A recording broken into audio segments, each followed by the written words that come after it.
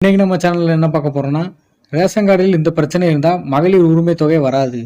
தமிழ்நாடு அரசு கலைஞர் மகளிர் உரிமை தொகை திட்டம் மூலம் மாதந்தோறும் 1000 ரூபாய் கொடுத்து வருகிறது.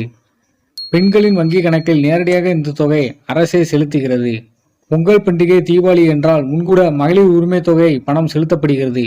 இதுவரை சுமார் 1,16,00,000 பயனாளிகள் இந்த திட்டத்தில் இருக்கும் நிலையில் விரைவில் புதிய பயனாளிகள் சேர்க்க இருக்கின்றனர்.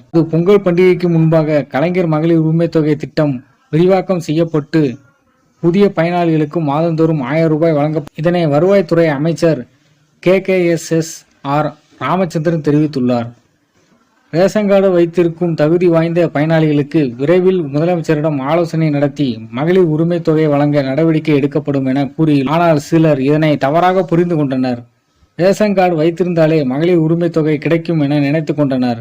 ஆனால் அமைச்சர் ராமச்சந்திரன் அப்படி சொல்லவில்லை என்பதை தன்னுடைய எக்ஸ் பக்கத்தில் வெளியிட்டுள்ள பதிவு மூலம் உறுதிப்படுத்துகிறார். கலைஞர் மகளிர் உரிமை தொகை எல்லோருக்கும் கொடுக்கப்படாது. அரசு இந்த திட்ட பயனாளிகளுக்கு என சில அடிப்படை விதிமுறைகளை விதித்திருக்கிறது.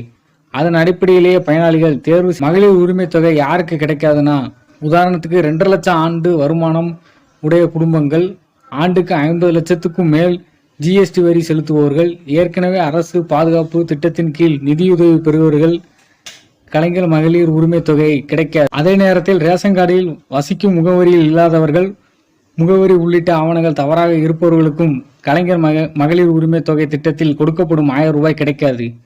சில ரேஷன் கார்டு இருந்தும் பணம் கிடைக்கவில்லையே என்று ஆதங்கப்படுகின்றனர். கிராம நிர்வாக அலுவலர் உள்ளிட்ட அரசு அதிகாரிகள் கலைஞர் உரிமை தொகை திட்டம் நேரடியாக கலாய்வு செய்து தேர்வு செய்கின்றனர். 1000 ரூபாய் கிடைக்க வழி என்னன்னா, அவர்கள் ஆய்வு செய்யும் போது அல்லது விசாரிக்கும் போது குறிப்பிட்ட முகவரியில் வசிக்காதவர்களுக்கு கலைஞர் மகளிர் உரிமை தொகை திட்டத்தில் சேர்க்கப்படவில்லை. சிலர் விடுபட்டும் இருக்கின்றனர்.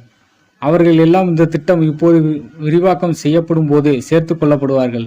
ஆனால் முகவரி மாற்றம், ஆவணங்கள் முறையாக இல்லாதவர்களுக்கு கலைஞர் மகளிர் உரிமை தொகை கிடைக்காது.